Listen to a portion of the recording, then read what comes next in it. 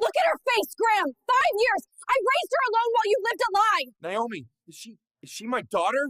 What the hell is happening? My name is Naomi Carter. 5 years ago, I was just a girl running through a storm on the Brooklyn Bridge, clutching a portfolio, dreaming of an interview that would change my life. I never imagined that minutes later, I'd be dragging an unconscious billionaire out of a burning Lamborghini, and that a kiss in the rain would bury a secret powerful enough to shake the entire financial empire. I lost everything to protect my daughter, until the day he looked into her eyes and realized the truth. Before I tell you the whole story, let me know where you're watching from in the comments. Don't forget to hit like and subscribe if you've ever had to sacrifice everything for family. The rain hammered against my face like tiny needles as I clutched my portfolio, praying the plastic cover would hold. 5 years of economics study, countless sleepless nights, and it all came down to this. One final interview at Morrison Financial. If I didn't make it by 9 a.m., they'd give the position to someone else. Someone whose daddy could afford a car. Thunder cracked overhead as I hurried across the Brooklyn Bridge walkway. The storm had shut down half the subway lines, leaving me no choice but to walk. My shoes squelched with each step, water seeping through the worn soles I'd been meaning to replace for months. That's when I heard it. The screech of tires struggling for grip on wet asphalt. A black Lamborghini Urus spun wildly on the vehicle lane below, its headlights cutting crazy arcs through the downpour. Time slowed as the luxury SUV slammed into the barrier, metal shrieking against metal. I didn't think. I just ran.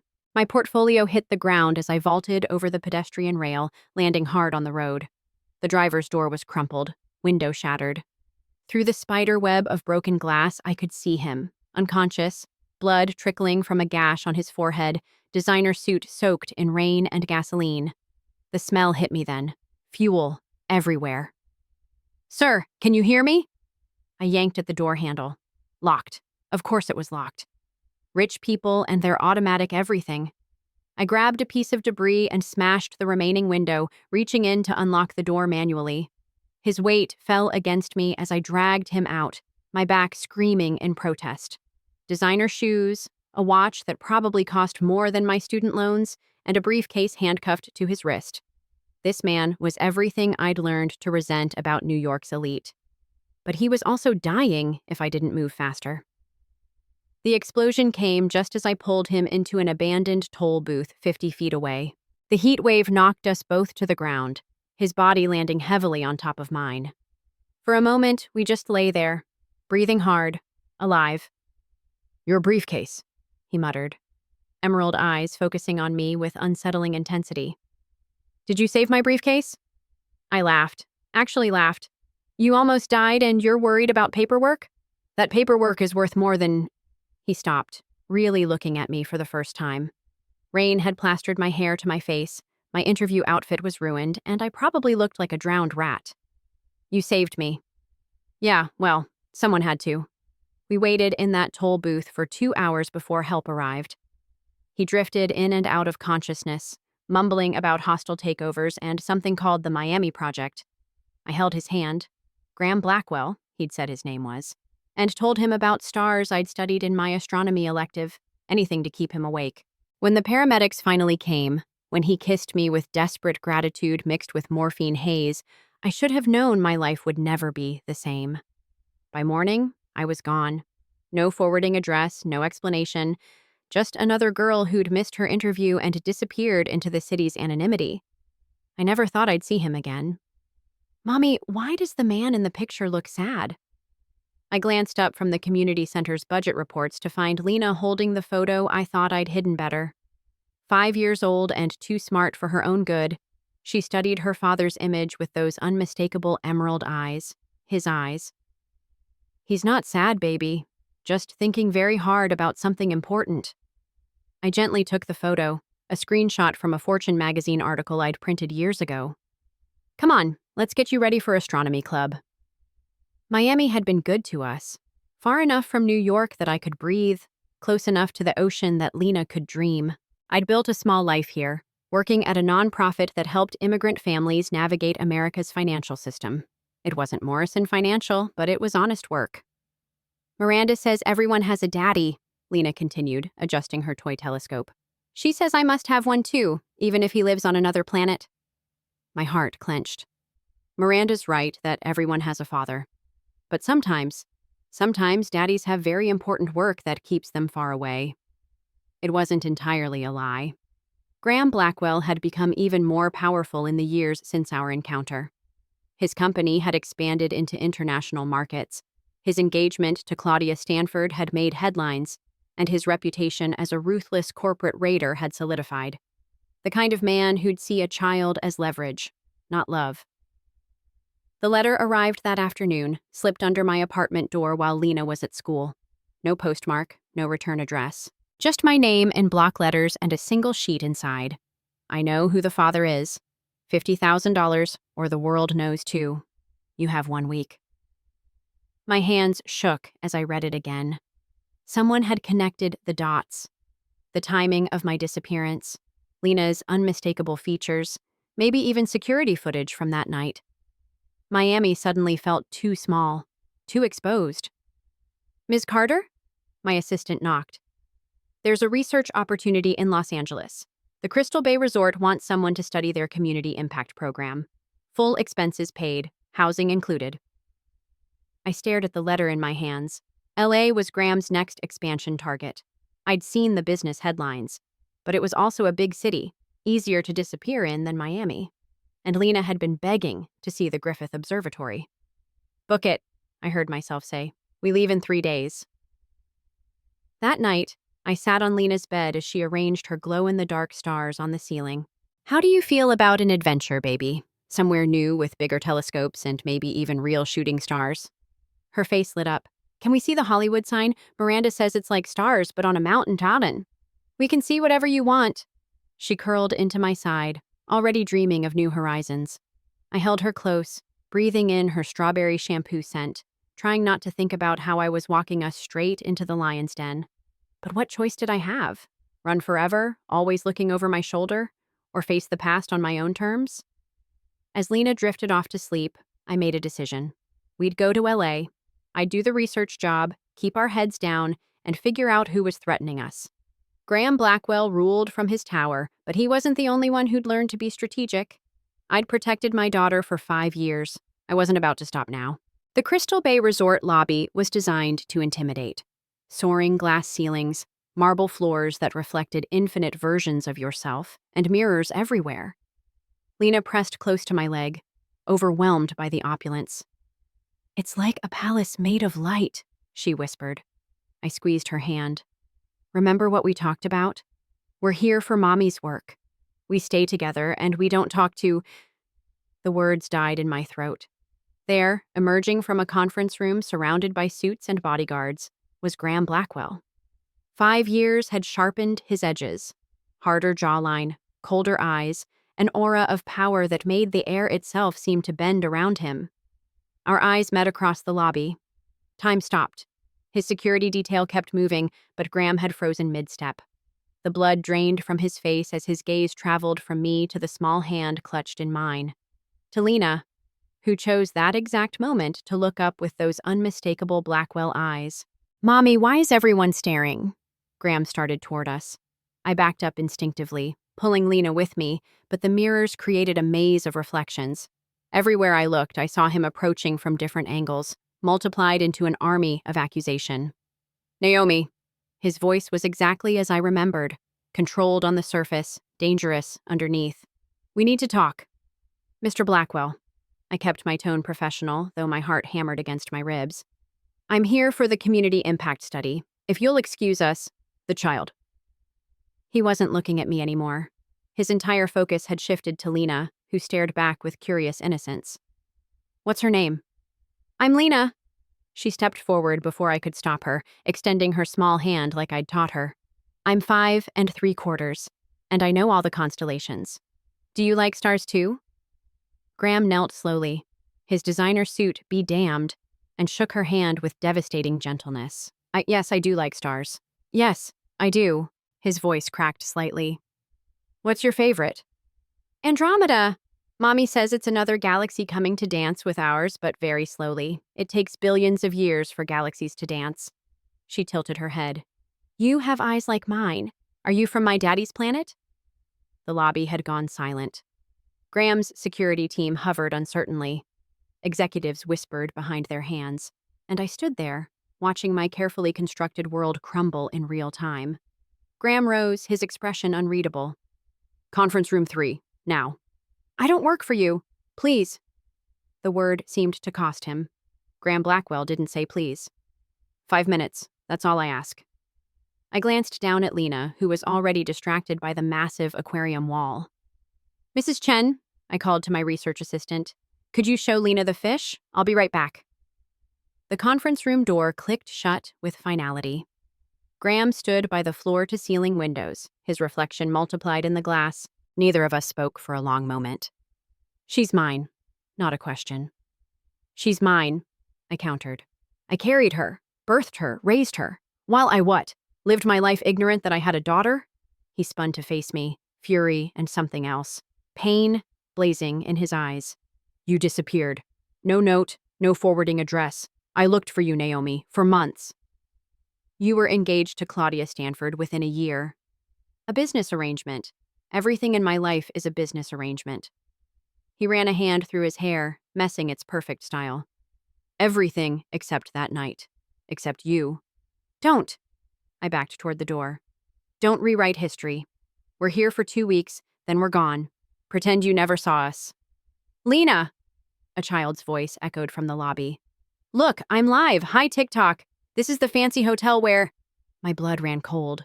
Graham and I rushed out together, finding Lena with someone's phone, live streaming her adventure. In the background, clear as day, stood Graham and me, our body language screaming unfinished business. The internet worked fast. Within an hour, #mystery child was trending. Our secret was out. The lawyers descended like vultures. Graham's legal team arrived at my hotel room before breakfast, armed with DNA test requests and custody paperwork. The media circus outside grew by the hour, photographers bribing hotel staff, reporters shouting questions through the door. Mommy, why can't we go to the beach? Lena sat by the window, her new telescope unused. You promised we'd look for dolphins. Soon, baby. The adults just need to sort some things out first. Graham had offered to move us to a secure location. I'd refused. Taking his help felt like admitting defeat, like acknowledging his claim on our lives. But keeping Lena trapped in a hotel room while strangers speculated about her parentage online, that was its own kind of cruelty. My phone buzzed. Another text from my blackmailer. TikTok. Price just went up to 100K. Pay or I release everything. Everything. Whatever that meant. Ms. Carter? A knock interrupted my spiraling thoughts. Graham Blackwell is here. He says it's urgent. I found him in the hallway, designer armor replaced by jeans and a simple t-shirt. He looked younger, more like the man I'd saved years ago.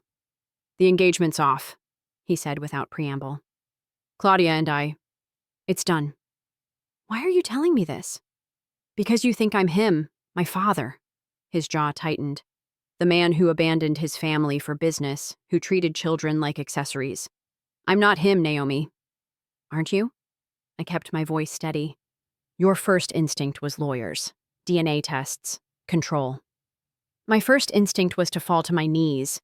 The raw honesty in his voice stopped me cold. When I saw her, when I saw what I'd missed... He broke off, composing himself. I'm handling this badly. I know, but I don't know how else to be. Lena asked me why she doesn't have a father. Do you know what I told her? I didn't wait for his answer. That her father had important work far away. Not that he was cruel or absent or didn't want her, because despite everything, I didn't want her to grow up hating a ghost. I'm not a ghost anymore. No, you're worse. You're real and you're here, and you have the power to destroy the life I've built for her. My voice cracked. She doesn't need your money or your influence. She needs stability, safety, love. You think I can't offer those things? I think you don't know how. We stood there in the hallway, two damaged people fighting over an innocent child. Then my phone rang. The community center in Miami. Our apartment had been broken into, ransacked.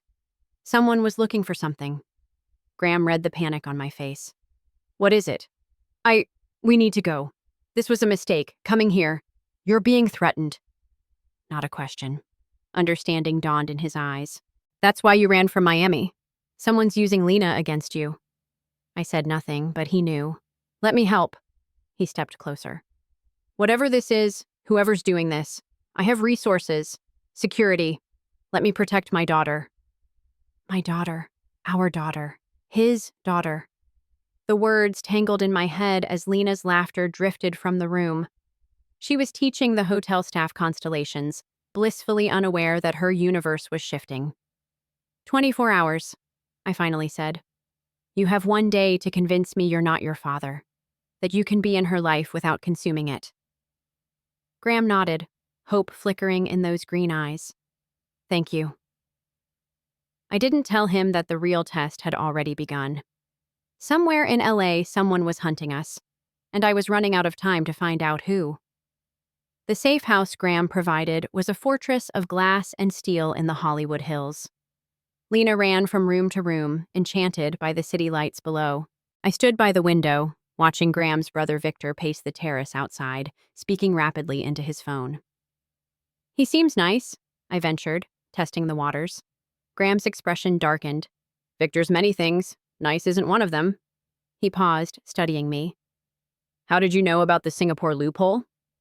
Earlier that day, I'd accidentally let slip knowledge about a financial strategy during a discussion about Lena's trust fund. Knowledge I shouldn't have had. I wasn't always a community center worker, I admitted. Before Lena, I was researching corporate raid strategies for my thesis. Your company was a case study. You studied me? I studied predators. You happened to be the apex example. He should have been offended. Instead, he almost smiled. And what did you conclude? Before I could answer, my phone buzzed. Another message, but this time with an attachment. A photo of Victor entering my Miami apartment building 3 days ago. The blood drained from my face. Graham took the phone, his expression shifting from confusion to rage as understanding dawned. Victor. The name came out like broken glass. He's the one threatening you. Your brother? Why would he? Because with Lena revealed as my heir, his position changes. The board would never support him over a direct descendant. Graham was already moving, locking doors, activating security protocols. He must have traced you after the live stream, realized the timeline, saw an opportunity. To what? Destroy his own family? You don't understand. Victor's not really my brother, half-brother. My father's mistake with his secretary, raised in shadows and resentment. Graham's hands shook as he typed on his phone. I brought him into the company out of guilt. Gave him power.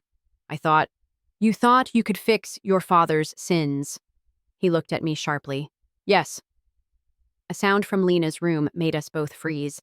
Footsteps, not hers, too heavy. Graham pushed me behind him as we crept down the hallway. The door was ajar, Lena's nightlight casting star patterns on the walls. Inside, Victor stood over her bed, phone in hand, taking photos of our sleeping daughter. Step away from her. Graham's voice was lethal calm. Victor turned, not even startled.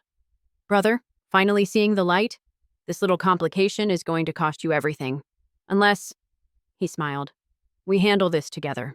Make her disappear again. I have buyers in Singapore who'd pay handsomely for Blackwell blood. Graham moved so fast I barely saw it. One moment, Victor was standing. The next, he was pinned against the wall, Graham's forearm across his throat. You threaten my daughter again, and I'll destroy you. Each word precise, controlled, terrifying. No money, no connections, no existence. Do you understand? Your daughter? Victor laughed, despite the pressure on his windpipe. You've known her 5 minutes. I've been your brother for 15 years. Biology doesn't make family. Choice does. Graham released him, stepping back. Security is already on their way up. You have 2 minutes to leave the country.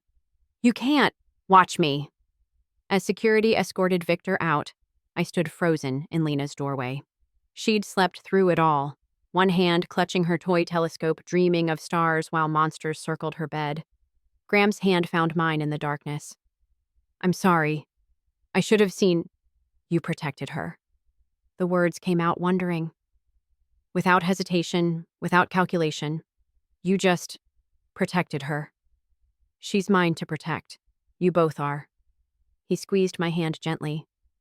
if you'll let me. For the first time in 5 years, I considered saying yes. The counterattack came at dawn. Graham's phone lit up with alerts. Stock prices plummeting, board members calling emergency sessions, leaked documents painting him as an unstable father who'd hidden an illegitimate child. Victor's not working alone, Graham muttered, scrolling through the damage. This is coordinated, professional. I paced the living room, Lena safely at breakfast with Graham's security detail. Claudia? Her father, Marcus Stanford. Graham's expression was grim. He's wanted my company for years. Victor must have made a deal, helped destroy me, split the assets. So we fight back. He looked at me, surprised. We? You protected Lena. Now I protect you. I pulled out my laptop. I spent 3 years studying corporate vulnerabilities, remember? Stanford Industries has weak points. I mapped them all. You mapped. Why? Know thy enemy, and anyone powerful enough to hurt you was potentially dangerous to Lena. I pulled up files I'd maintained for years. Stanford's been hiding environmental violations at his Shanghai facility. The inspectors were bribed, but the satellite images don't lie. Graham stared at the evidence. How did you even access this? Community nonprofit work introduces you to interesting people. Ethical hackers who help immigrants recover assets from corrupt officials. They owed me favors. You've been protecting us all along. I've been protecting her. You just happen to be included now. We worked through the day, Graham handling the legal fronts while I coordinated information warfare. It felt strangely natural, our skills complementing each other.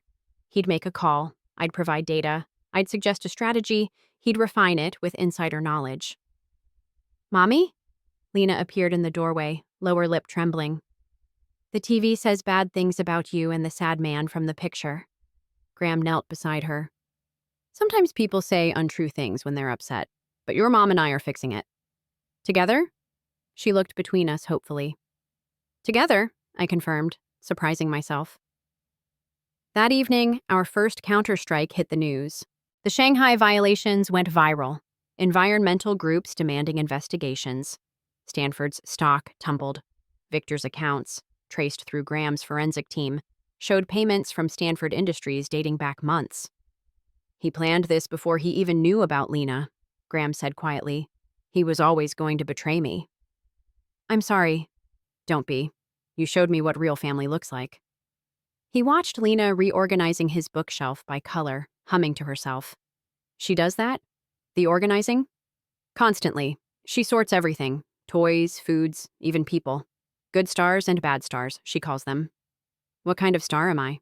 Ask her yourself. He did, later, as we ate takeout on the terrace. Lena considered the question seriously, studying him with those penetrating eyes. You're a comet, she finally decided. Not really a star, but bright and fast and a little bit dangerous. But comets can be beautiful too if you're not scared of them. Graham's eyes misted. His eyes. What about your mom? Oh, she's the North Star. Always there, always showing the way home. Lena yawned. Can we use your big telescope tomorrow? I want to see Saturn's rings. Anything you want, little star. As I tucked Lena into bed, I realized something had shifted. We weren't just fighting external threats anymore. We were building something, tentative, fragile, but real. Stay, Graham said quietly when I returned to the living room. Not just tonight. Stay and let's finish this properly. Together. The word hung between us, heavy with possibility. Outside, LA glittered like a galaxy spread at our feet. Inside, my daughter slept safely while her father stood guard. Okay, I whispered. We stay. The boardroom at Blackwell Industries felt like a gladiator arena. 40 of the most powerful people in American business sat in judgment, waiting for blood. Graham stood at the head of the table, calm despite the chaos. Ladies and gentlemen, Marcus Stanford smiled like a shark. We're here to discuss the leadership crisis at Blackwell Industries. Hidden children, payoffs to mistresses, erratic behavior. I'm not his mistress. I stood up from my seat in the gallery, Lena's hand firmly in mine. I'm Naomi Carter, MIT graduate, economic analyst, and yes, mother of Graham Blackwell's daughter. Whispers erupted. Cameras flashed. Miss Carter, Stanford's lawyer interjected. You have no standing here. Actually, I do. I moved to the presentation screen. As the architect of the community-integrated luxury model that will save this company. Graham's eyes widened. We'd discussed strategy, but this wasn't part of the plan. I was going off script, but something told me it was time. For the past week, I've analyzed Blackwell Industries' portfolio. You're hemorrhaging money on traditional luxury developments because you've forgotten who actually drives value: communities. I clicked through my presentation. Every failed project had one thing in common. They displaced local populations instead of integrating them. This is hardly relevant, Stanford began. Your Shanghai facility poisoned 3 villages, Mr. Stanford. Is that relevant? I let the satellite images speak for themselves. Blackwell Industries has issues, but they're fixable. Your company is built on scorched earth. Mommy's using her teacher voice, Lena whispered loudly. That means someone's in trouble. Nervous laughter rippled through the room. The Miami project, I continued, redeveloped without displacing a single family. Revenue up 300%. The LA expansion could follow the same model if leadership has vision beyond quarterly profits. And you propose Graham Blackwell has this vision? A board member asked. A man who hid a child for 5 years? He didn't hide her. I did. The admission cost me, but truth was the only weapon left. Because I believed powerful men saw children as leverage, not love. I was wrong, at least about him. I pulled up security footage from the safe house. Graham protecting Lena from Victor, working beside me through sleepless nights, teaching her constellations on the terrace. This is manipulation, Stanford sputtered. This is data. Lena stepped forward, tablet in hand. I helped. See, I color-coded the profit margins. Green is good, red is bad. Mr. Stanford has lots of red. The room froze. My 5-year-old had just hacked into Stanford's financial data. How did she? Someone gasped. Pattern recognition, Lena explained cheerfully. Numbers are just star patterns that don't move. Uncle Victor's passwords were easy. He used his birthday. Graham moved then, placing himself between Lena and the increasingly angry Stanford. The vote is simple. Back me and implement Naomi's model, or hand the company to a man who poisons villages and conspires with embezzlers. The vote wasn't even close. As the board filed out, Stanford stopped beside me. You think you've won? This isn't over. Yes, it is. Graham's voice was steel. Come near my family again, and I'll personally ensure you're investigated by every acronym in Washington. My family. The words echoed as Lena tugged my hand. Can we go see the big telescope now? You both promised. In the elevator, Graham caught my hand. That wasn't the plan. Plans change. Besides, I smiled, someone once told me biology doesn't make family, choice does. And you choose us? I choose her. You're part of the package now. I'll take it, he said softly. I'll take whatever you're willing to give. As the doors opened to his office, our office now, I realized something. We weren't just business partners or co-parents anymore. We were becoming something new, something real. 6 months later, I stood in the Griffith Observatory, watching Lena explain constellation patterns to a group of executives. Graham's community-integrated luxury model had transformed not just his company, but an entire industry approach. The girl who'd lived in shadows now stood confidently in the spotlight, her father's determination mixed with my stubborn hope. The thing about stars, Lena told her rapt audience, is they're already gone by the time we see them. But their light keeps traveling, keeps reaching us, keeps mattering. Graham appeared beside me, coffee in hand. He'd learned how I took it without asking. She's got your ability to see poetry in data, and your talent for commanding a room. We stood in comfortable silence, watching our daughter shine. The months hadn't been easy. Integration never is. There were still days Graham retreated into cold efficiency. Still nights I barricaded my heart behind old fears. But we were learning. That email came again, I said quietly. The anonymous one. He tensed. Same message? You think the game is over? I nodded. But I'm not running anymore. Whatever comes next, we face it. Together? Together. Lena bounded over, grabbing both our hands. The professor says I can use the big telescope. Can we stay late, please? It's a school night, I began. But the Perseids meteor shower peaks tonight. She turned those devastating green eyes on Graham. Daddy, tell her. We can't miss the Perseids. The word still caught him off guard sometimes. Daddy, such a simple thing that had taken so long to earn. Your mother's right, he said, then winked. But I suppose if someone were to call the school and explain there was an important astronomical event. Graham? What? Education comes in many forms.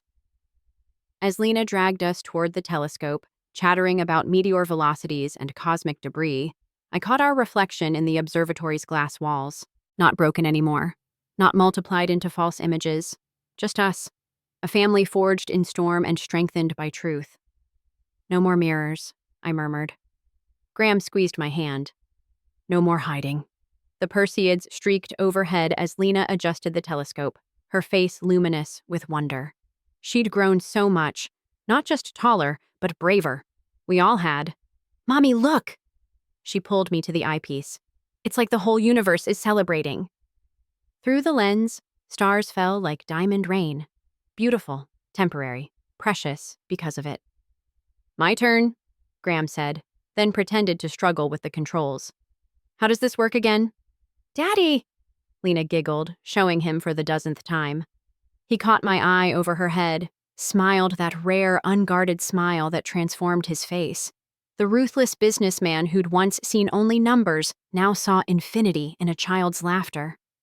My phone buzzed. Another cryptic email. This time I didn't even open it. Whatever shadows lurked in our future, they could wait. Tonight was for light. Tell me about Andromeda again, Graham requested, settling on the bench with Lena in his lap.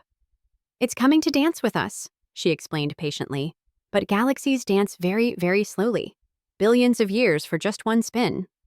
Worth the wait, though, he murmured, eyes on me. Yeah, I agreed, settling beside them. Some things are. Above us, stars continued their ancient light show, indifferent to our small human dramas. But in that moment, under that vast cosmos, our little family felt like its own universe. Complete, balanced, home. The game wasn't over.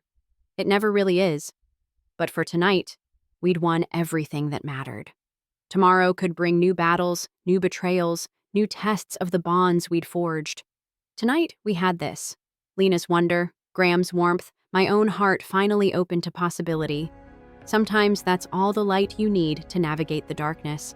Sometimes it's everything. Sometimes the storms that try to break you are the very ones that reveal your true strength. Never underestimate the power of protecting what matters most: love, family, and integrity. Because at the end of every battle, those are the only victories worth fighting for.